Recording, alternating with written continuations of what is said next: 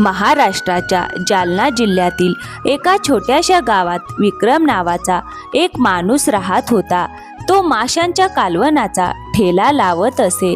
रोज बाजाराच्या कडेला त्याचा छोटासा ठेला सजलेला दिसायचा।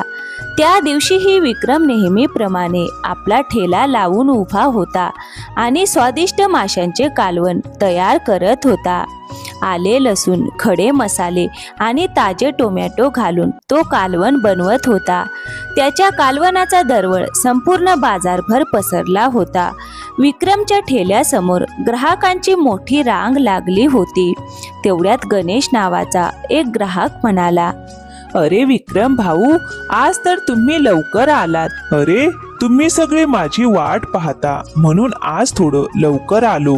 अरे विक्रम भाऊ, अजून किती वेळ थांबवणार? या कालवणाचा सुगंध तर भूक दुप्पट वाढवतो आहे। अरे तू गप्प बस रे, मी आधी आलो आहे, त्यामुळे माशांचे कालवण आणि भात आधी मला मिळणार। अरे तुम्ही दोघे शांत बसा आणि मला कालवण व्यवस्थित शिजवू द्या। अजून थोडा वेळ लागेल। मासे नीट शिजले नाहीत तर नंतर तुम्हीच तक्रार कराल आणि माझ्या ठेल्यावर येणे बंद कराल।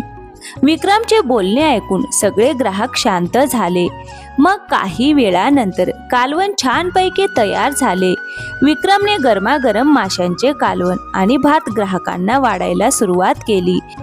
सर्वजण मोठ्या आवडीने जेवू लागले। विक्रमच्या माशांचा कालवणाचा ठेला संपूर्ण गावात प्रसिद्ध होता।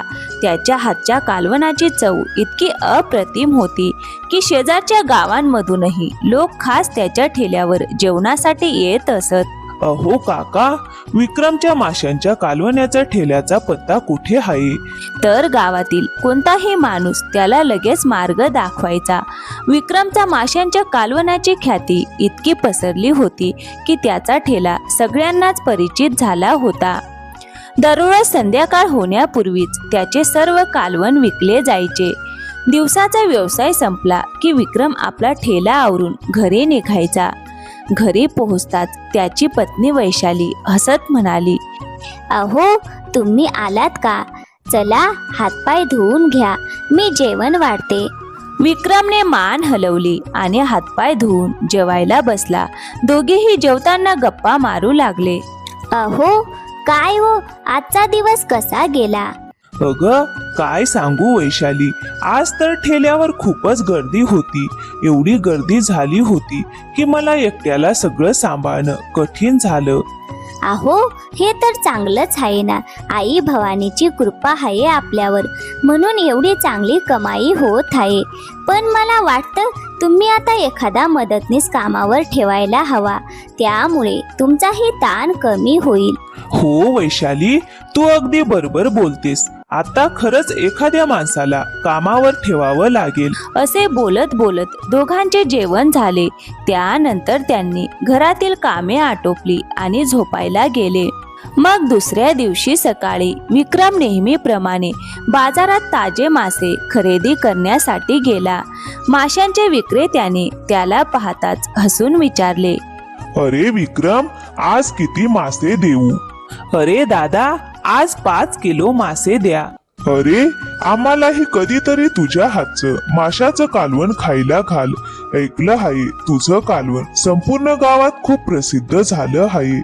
हो दादा, कधीतरी नक्की या माझ्या ठेल्यावर, तुम्हाला मनसोक्त कालवण आणि भात खायला घालीन।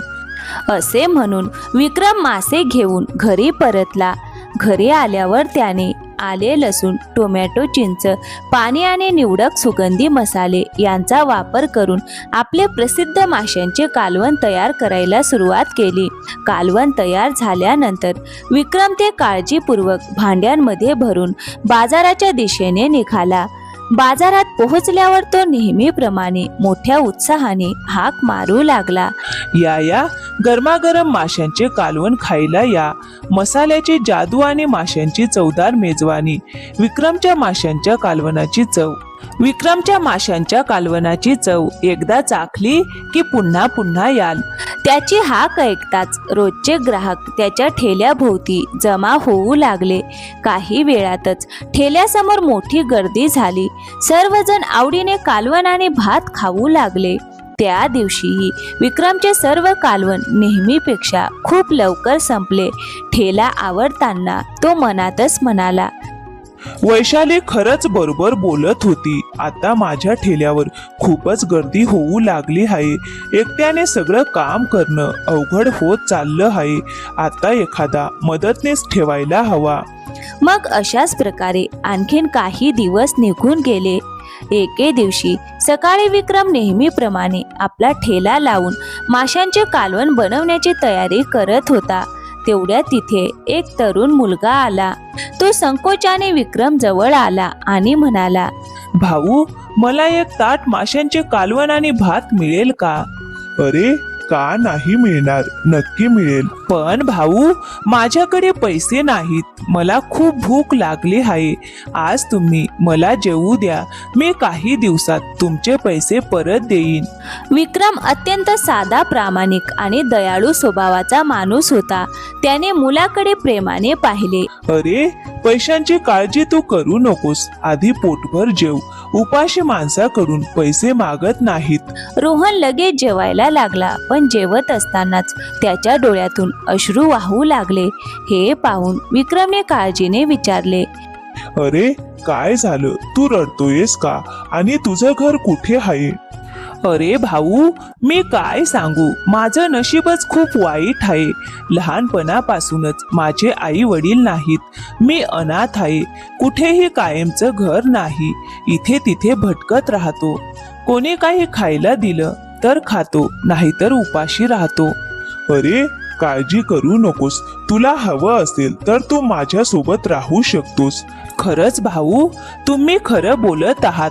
तुम्ही तर देव माणूस आहात. अरे पण एक अट आहे, फुकट राहायचं नाही. तुला माझ्या ठेल्यावर माझ्यासोबत काम करावं लागेल. मान्य असेल तर सांग. हो भाऊ, मला पूर्णपणे मान्य आहे. तुम्ही जे सांगाल ते काम मी करीन. त्या दिवशी विक्रम रोहनला घेऊन घरी आला. घरी पोहोचल्यानंतर त्याने पत्नी वैशालीला घडलेली संपूर्ण घटना सांगितली. वैशाली ही मनाने खूप दयाळू होती. तिने रोहनचे स्वागत केले आणि त्याला घरातील सदस्याप्रमाणेच वागणूक दिली. मग दुसऱ्या दिवसापासून विक्रमने रोहनला माशांचे कालवण बनवण्याचे प्रशिक्षण द्यायला सुरुवात केली. मासे स्वच्छ करणे, मसाले तयार करणे आणि कालवण शिजवणे, भात बनवणे अशा प्रत्येक गोष्टी तो संयमाने शिकवत होता. मग काही दिवसांनी रोहनही विक्रम सोबत रोज ठेल्यावर जाऊ लागला. रोहन आल्यामुळे विक्रमचे काम खूप हलके झाले. विक्रम कालवण आणि भात बनवण्यात व्यस्त असायचा, तर रोहन ग्राहकांना ताट वाढणे, पाणी देणे आणि ठेल्याची व्यवस्था सांभाळणे अशी कामे करत असे. दोघांच्या मेहनतीमुळे ठेल्याचा व्यवसाय आणखीन चांगला चालू लागला. मग अशाच प्रकारे काही महिने निघून गेले. या काळात रोहनने विक्रमकडून माशांचे प्रसिद्ध कालवण बनवण्याची जवळजवळ प्रत्येक कला शिकून घेतली होती. एक दिवस ठेल्यावर काम करत असताना रोहन मनातच विचार करू लागला, आता तर मी स्वतःही हे कालवण उत्तम बनवायला शिकलो आहे. मसाल्यांचं प्रमाण, शिजवण्याची पद्धत आणि चव टिकवण्याची प्रत्येक युक्ती मला कळली आहे. या व्यवसायातून खूप चांगली कमाई होते. आता मीही माशांचे कालवण बनवायला पूर्णपणे शिकलो आहे. मग मी स्वतःचा ठेला का सुरू करू नये? शेवटी दुसऱ्या दिवशी त्याने स्वतःचा स्वतंत्र ठेला सुरू करण्याचा निर्णय घेतला. बाजारात विक्रमच्या ठेल्याच्या अगदी जवळच त्याने स्वतःचा ठेला लावला आणि मोठ्या आवाजात हाक मारू लागला, यावो या, गरमागरम माशांचे कालवण खायला या. ताजे मासे आणि स्वादिष्ट मसाले एकदा खाल तर पुन्हा पुन्हा याल. तेवढ्यात विक्रमच्या ठेल्यावर आलेला एक ग्राहक म्हणाला, काय म्हणावं विक्रम भाऊ, तुमचं मन खरंच खूप मोठं आहे. ज्याला तुम्ही आधार दिला, ज्याला काम शिकवलं, त्यालाच तुम्ही तुमच्या शेजारी ठेला लावू दिलात. अरे भाऊ, असं बोलू नकोस. माझा व्यवसाय चांगला चालतो आहे. अनेकदा ग्राहकांना बराच वेळ थांबावं लागतं. जर आणखीन एक ठेला असेल तर लोकांना लवकर जेवण मिळेल. त्यात वाईट काय आहे? तो आपल्या ठेल्यावर आलेल्या ग्राहकांशी बोलत म्हणाला. अहो साहेब, तुम्हाला काय सांगू, त्या विक्रम भावांना माशांचे कालवण आणि भात बनवायला मीच शिकवलं आहे. अरे, पण तू तर या गावात काही महिन्यांपूर्वीच आला आहेस ना? अहो, माझ्या जुन्या गावात मी आधीपासूनच हा व्यवसाय करत होतो. विक्रम भाऊंना स्वादिष्ट कालवण बनवण्याच्या अनेक युक्त्या मीच सांगितल्या, म्हणूनच त्यांचं कालवण इतकं प्रसिद्ध झालं. तुम्ही एकदा माझ्या हातचं कालवण खाऊन बघा. जर चव आवडली नाही तर मला सांगा. असं म्हणत त्याने ग्राहकांसमोर गरमागरम माशांचे कालवण आणि भात वाढून दिले. एक ग्राहक कालवण खात म्हणाला. अरे रोहन भाऊ, तुम्ही अगदी खरं सांगत होतात. तुमच्या कालवणाची चव तर विक्रम भावांच्या कालवणासारखीच आहे. आजपासून मी तुमच्याकडेच कालवण खायला येईन. हे ऐकून रोहनला खूप आनंद झाला, पण हळूहळू त्याने ग्राहकांसमोर विक्रमबद्दल वाईट बोलायला सुरुवात केली. खोट्या गोष्टी सांगून आणि स्वतःची स्तुती करून तो विक्रमचे अनेक ग्राहक आपल्या ठेल्याकडे वळवू लागला. मग काही दिवसांनी ही गोष्ट विक्रमच्या कानावर आली. एक दिवस तो शांतपणे रोहनच्या ठेल्यावर गेला आणि म्हणाला. अरे रोहन, हे सगळं काय चाललं आहे? मी तुला आधार दिला, तुला घर दिलं, तुला काम शिकवलं आणि आता तू माझ्याच ग्राहकांसमोर माझी निंदा करतो आहेस. अरे भाऊ, स्पर्धा नसेल तर व्यवसाय कसा वाढणार? प्रत्येकाला स्वतःचा व्यवसाय पुढे न्यायचा असतो. असं म्हणून तो शांतपणे आपल्या ठेल्याकडे परतला. मग दुसऱ्या दिवशी रोहनने आणखीन एक डाव खेळला. त्याने आपल्या कालवणांची किंमत विक्रमपेक्षा 50 रुपये कमी ठेवली. तो मोठ्या आवाजात ग्राहकांना हाक मारू लागला. यावो या, माशांचे कालवण आणि भात खा, फक्त 50 रुपयात स्वस्त आणि चविष्ट जेवण. रोहनच्या मनात विचार होता, जर मी स्वस्तात विकलं तर सगळे ग्राहक माझ्याकडे येतील. मग विक्रमचा व्यवसाय बंद होईल आणि संपूर्ण बाजारात फक्त माझाच ठेला चालेल. त्या दिवशी खरोखरच त्याच्या ठेल्यावर मोठी गर्दी झाली. पण मात्र कमी किमतीत विक्री केल्यामुळे त्याला अपेक्षे इतका नफा मिळत नव्हता. मग काही दिवस असेच गेले. अजून जास्त पैसा कमवायचा असेल तर खर्च कमी करायला हवा. महाग मसाले, चांगले मासे आणि दर्जेदार साहित्य वापरून फारसा फायदा होत नाही. मग दुसऱ्या दिवशी तो किराणा दुकानात गेला. अरे महेश दादा, यावेळी दुकानातील सर्वात स्वस्त मसाले आणि सर्वात स्वस्त तेल द्या. हल्ली नफा कमी होत आहे. आता खर्च वाचवायला हवा. दुकानदाराने त्याला स्वस्त दर्जाचे मसाले आणि तेल दिले. रोहनही जास्त नफा कमावण्याच्या लालसेपोटी तेच सामान घेऊन आला. इतकेच नव्हे तर त्याने ताज्या माशांऐवजी स्वस्त आणि शिळे मासे विकत घ्यायला सुरुवात केली. त्या शिळ्या माशांपासून त्याने कालवण बनवले आणि नेहमीप्रमाणे ठेला लावला. मग काही वेळाने ग्राहक त्याच्या ठेल्यावर आले. रोहन आनंदाने सर्वांना कालवण आणि भात वाढू लागला. पण पहिला घास घेताच एक ग्राहक संतापाने म्हणाला. अरे रोहन, आज हे काय खायला दिलंस? या माशांमधून इतकी वाईट दुर्गंधी काय येत आहे? हो रे, आणि मसाल्यांची चवही पूर्णपणे बदलली आहे. दिसतंय की जास्त नफा कमावण्याच्या नादात तू निकृष्ट सामान वापरायला सुरुवात केली आहेस.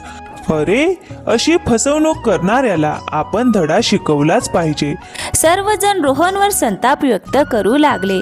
आपली चूक किती मोठी आहे याची त्याला जाणीव झाली.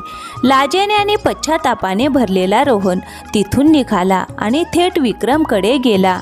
त्याच्या डोळ्यात अश्रू होते. तो रडत रडत म्हणाला. अरे विक्रम भाऊ, माझ्याकडून खूप मोठी चूक झाली. पैशाच्या लालसेने माझी बुद्धी भ्रष्ट झाली होती. आज माझ्याकडे काहीच उरले नाही. मी सगळ्यांचा विश्वास गमावला. रोहनने केलेला विश्वासघात त्याला आठवत होता, पण त्याचे मन अजूनही दयाळू होते. अरे रोहन, चूक प्रत्येकाकडून होते, पण चूक मान्य करून ती सुधारण्याची तयारी फार कमी लोकांमध्ये असते. पण हे कायम लक्षात ठेवू, कोणताही व्यवसाय लालसेवर चालत नाही. तो मेहनत, प्रामाणिकपणा आणि ग्राहकांच्या विश्वासावर चालतो. जर माझ्यासोबत काम करायचं असेल तर मनापासून काम करावं लागेल. हो भाऊ, मला चांगलाच धडा मिळाला आहे. आता मी फक्त मेहनत करेन आणि प्रामाणिकपणे मिळालेल्या कमाईवरच समाधान मानेन. मग दुसऱ्या दिवशी रोहनने गावातील सर्व लोकांना एकत्र बोलावले. तो सर्वांसमोर उभा राहिला आणि नम्रपणे म्हणाला, गावकऱ्यांनो, माझ्याकडून खूप मोठी चूक झाली. मी तुमची आणि विक्रम भावांची फसवणूक केली. त्याबद्दल मी सर्वांची मनापासून माफी मागतो. रोहनचा पश्चाताप पाहून गावकऱ्यांनी त्याला माफ केले. त्यानंतर रोहन पुन्हा विक्रमच्या ठेल्यावर काम करू लागला. यावेळी मात्र तो पूर्ण प्रामाणिकपणे आणि मन लावून काम करत होता. अशा प्रकारे मेहनत, प्रामाणिकपणा आणि क्षमाशीलतेचा विजय झाला. तर मित्रांनो, या कथेतून आपल्याला एकच शिकवण मिळते. लालसेमुळे माणूस आपली प्रतिष्ठा आणि विश्वास गमावतो, तर प्रामाणिकपणा, मेहनत आणि कृतज्ञता माणसाला खऱ्या यशापर्यंत पोहोचवतात. तर मित्रांनो, कशी वाटली आजची कथा? आवडली असेल तर व्हिडिओला एक लाईक करा, शेअर करा आणि हो, चॅनलवर नवीन असाल तर प्लीज चॅनलला सबस्क्राईब करायला विसरू नका. थँक्यू. धन्यवाद मित्रांनो.